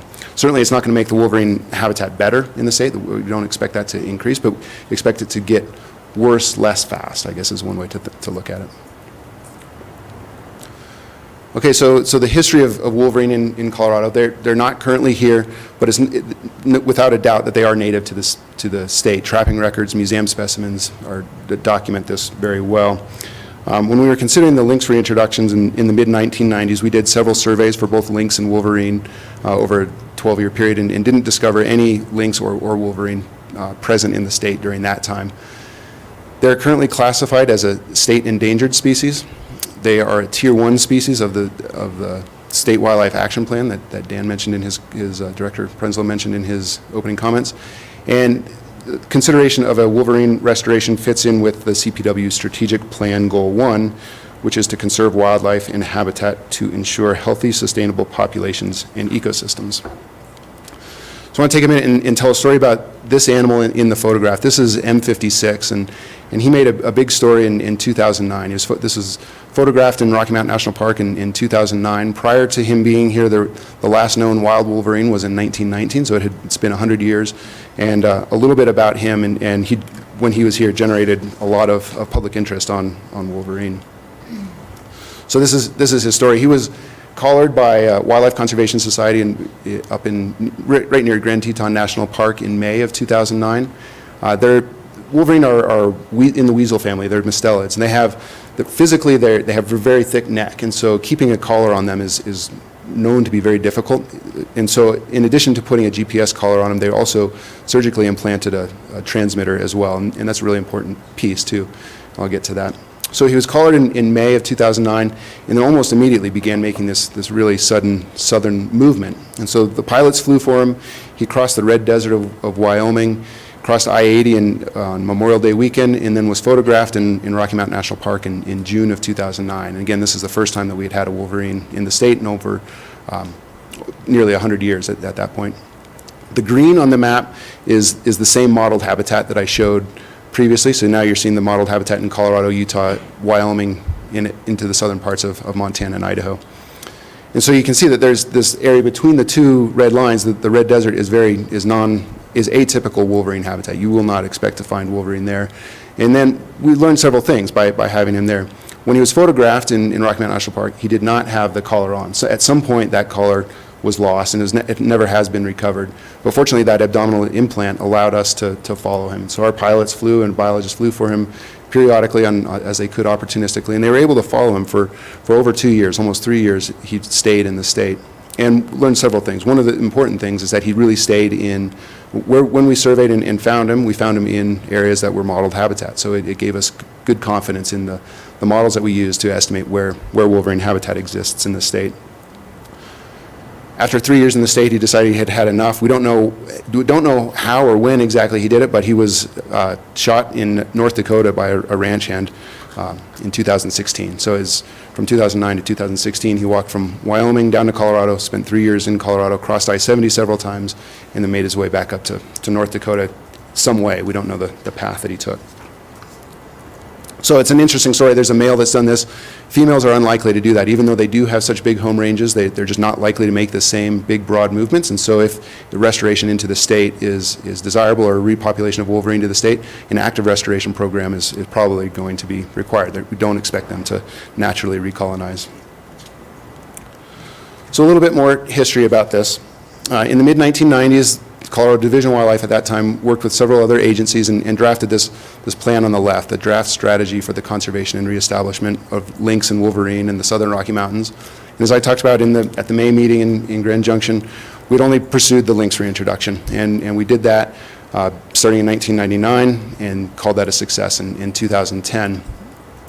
We began some processes that I'll talk about more in a moment, but then in 2013 we had some opportunities to work with Wolverine folks in the Northern Rockies, as well as some contacts in Europe as well, and put together this document on the right, the restoration of Wolverine's considerations for translocation and post-release monitoring, to give some ideas. There has never been a reintroduction a reintroduction of Wolverine anywhere. And so if this was something to take on, there's a lot of new ground to cover. And so we took the advantage of the opportunity of having all of this expertise to put together this very non-prescriptive document. It puts together a lot of different ideas as things that we would think about as biologists, is to make sure that the program has the highest chance of success. But it's not been implemented, of course, at this point. So one thing that I want to talk about, the Lynx program, to give a little background for the Wolverine program. So when Lynx were reintroduced in 1999, they were not listed. They were not federally protected under the Endangered Species Act. And they became listed in the year 2000, the year after we had done the reintroduction. And so what this ultimately resulted in was consultation. Anybody that's doing any project that has some kind of a federal nexus that might impact lynx or lynx habitat had to go through the consultation process with Fish and Wildlife Service. And so that generated some concern, and ultimately what that happened, what resulted from that was that statute was created that said that Parks and Wildlife or any municipality would have to get General Assembly authority to reintroduce a federal species of concern or a candidate species, something that's being considered for a reintroduction. For us to reintroduce a federally candidate or listed species would require us to get General Assembly approval. And that applies for any species. And most recently, we did that for black-footed ferrets, to restore black-footed ferrets to many Eastern Plains areas.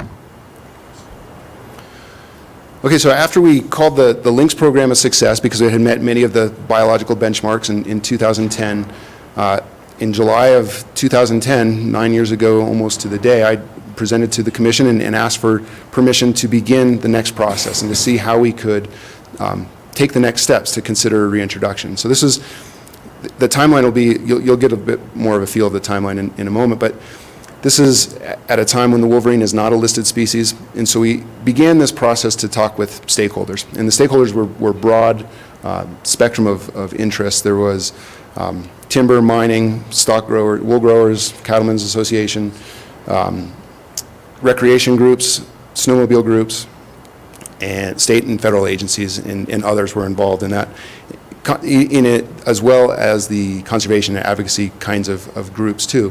And without exception, the only, aside from the conservation groups who were very much in favor of having wolverine on the ground, the concern wasn't about the presence of wolverine, but it was more about the potential for land use constrictions, land use restraints, and regulatory mechanisms that would be problematic to them, to impact their interests on federal lands.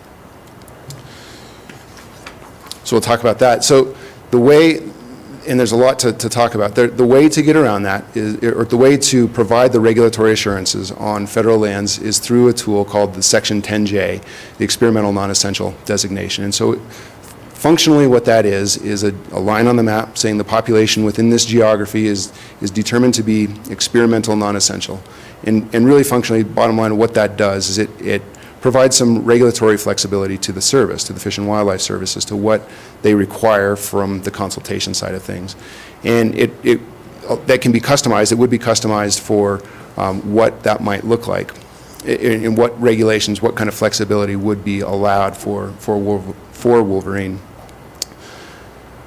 So when lynx were reintroduced, stepping back to lynx for a moment, in 1999 not listed, in 2000 they became listed, and then the Department of Natural Resources petitioned to the service to retroactively designate Colorado as 10J, as experimental non-essential for lynx, and we were denied. That petition was denied, or that request was denied, because 10J can only be established for unoccupied habitat. It can only be established prior to a reintroduction. And so this has some roles into thinking about the timing and how things go.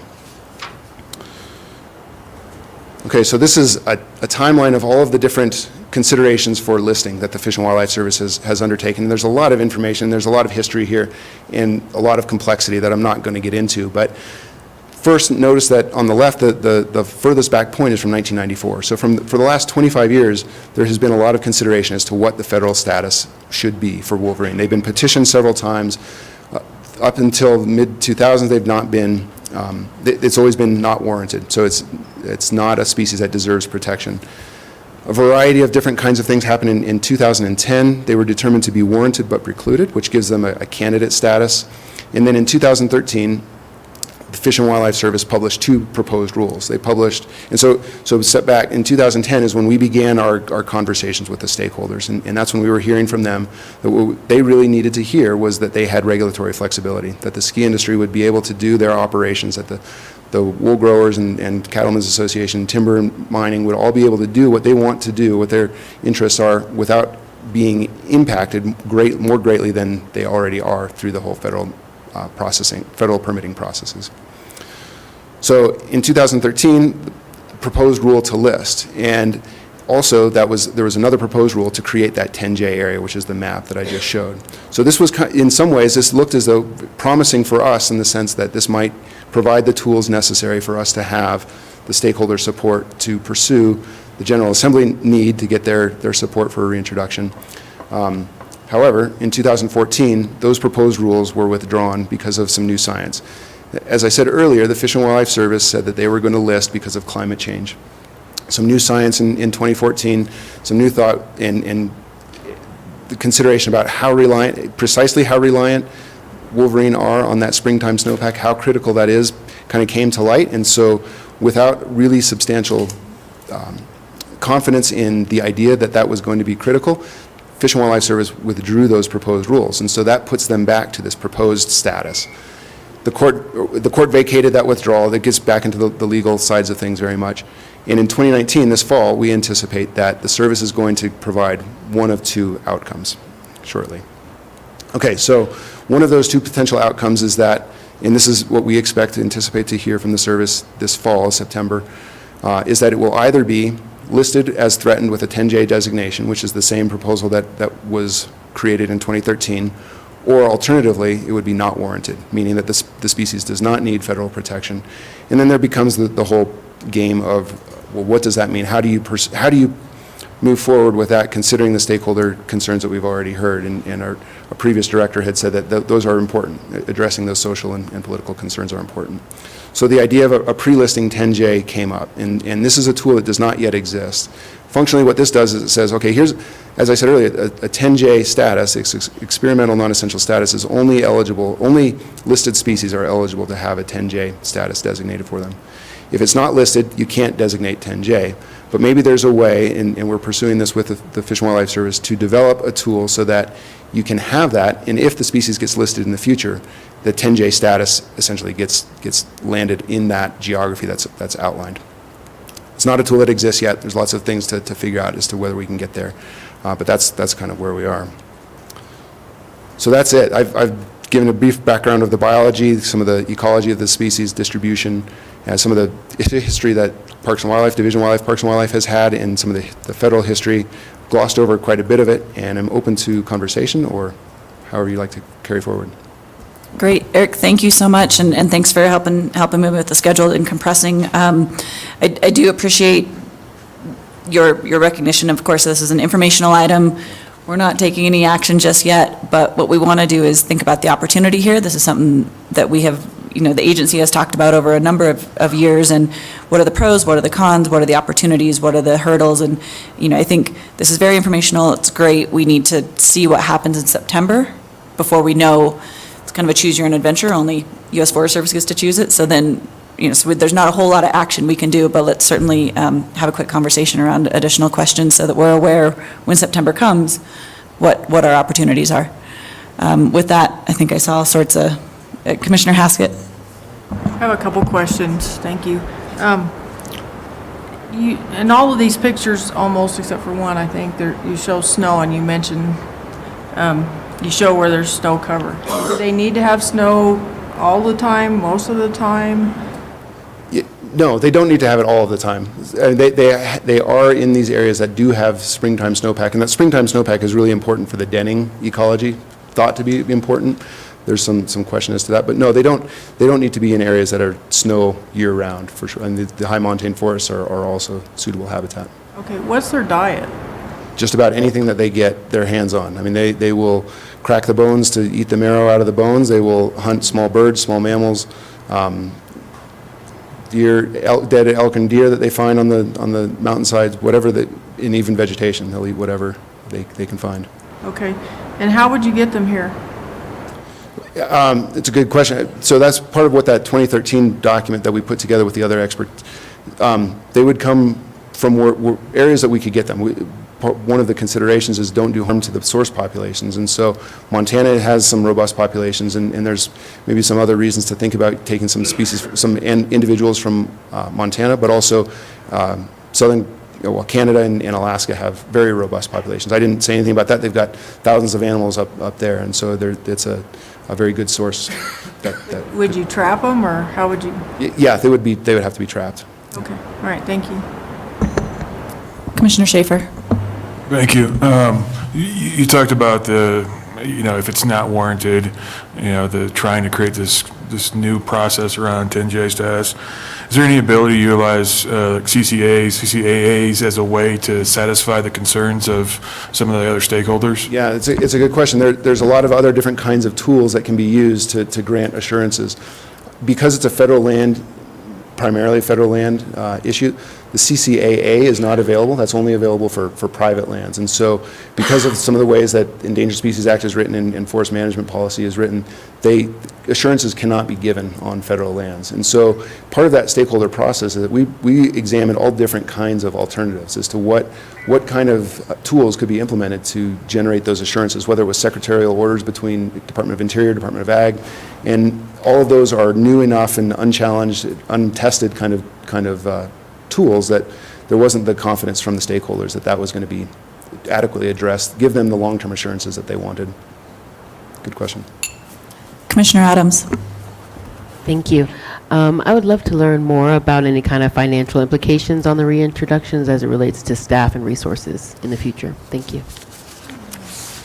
Yeah, it's I don't have a precise budget to put together over a 10-year period, including the introduction and then some of the monitoring that we would want to implement to make sure that the program's been a success.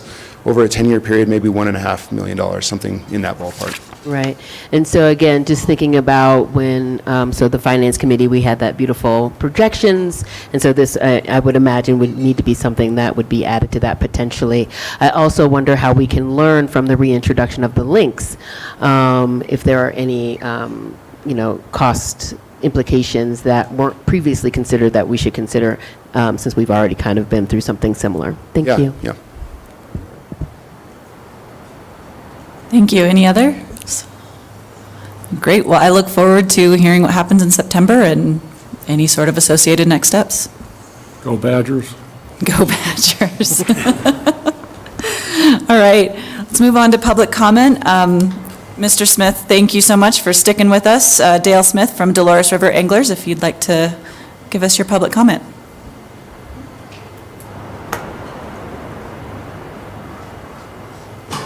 I'm sorry, I didn't read the whole thing. Dolores River Anglers chapter of Trout Unlimited. So bringing us to you. Thank you. Yes. Can everybody hear me? Okay.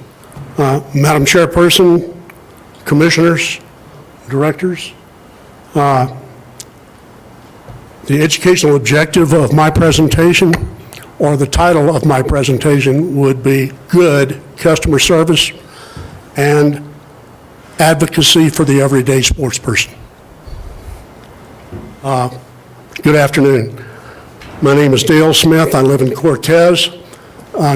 Commissioner Vigil, I couldn't hear everything you said, but I think you were complimenting the town of Cortez for your visit last year. Not the town, the citizens of the town.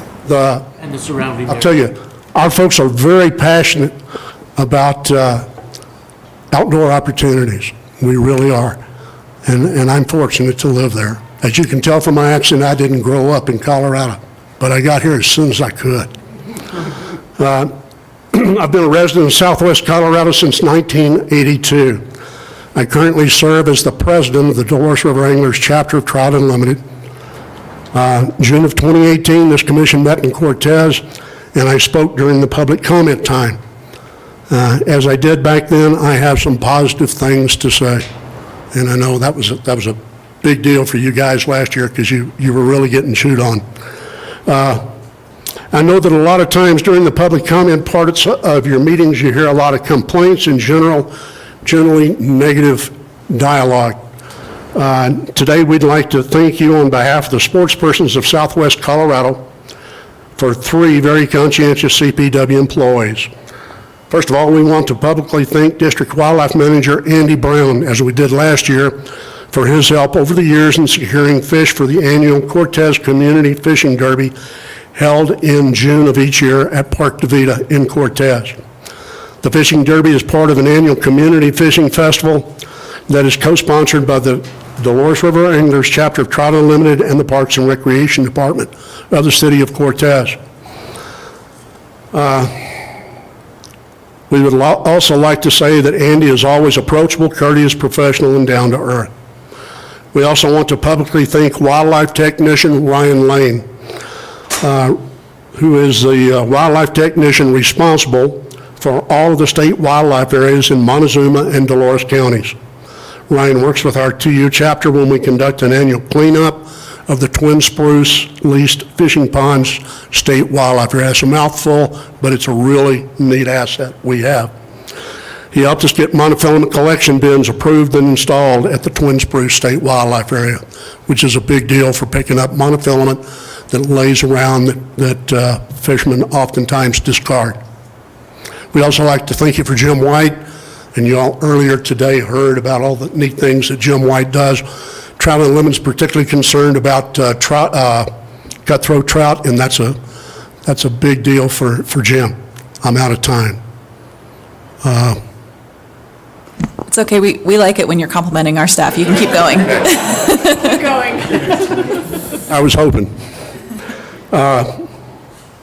We want to thank CPW for the establishment of the Twin Spruce Ponds leased state wildlife area.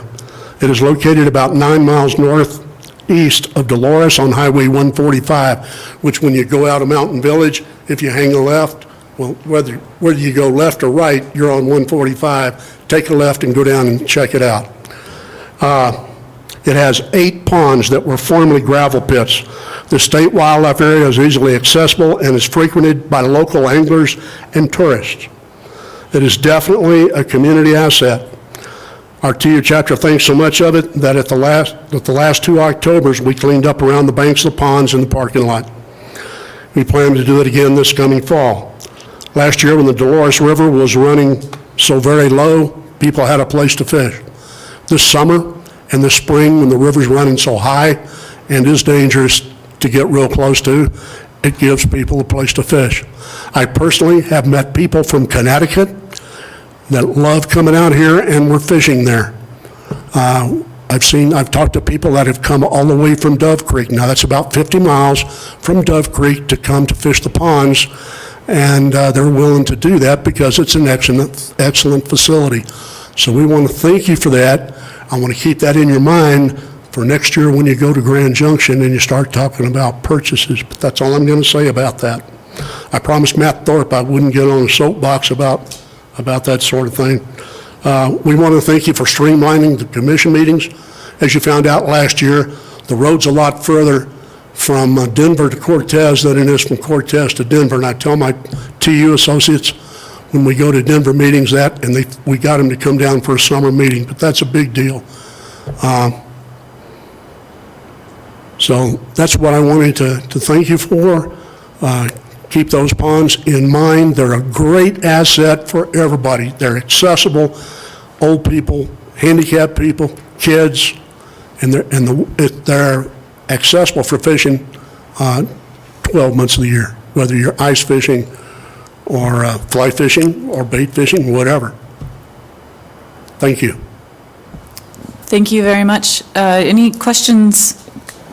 Commissioner Schaefer. First, thank you. Second, am I correct that the lease on the ponds is up next year? The lease is on the ponds now. Mm-hmm. Can I really give you some discourse on that? The landowner's banker is one of our board members, and he tells us that the landowner wants to sell.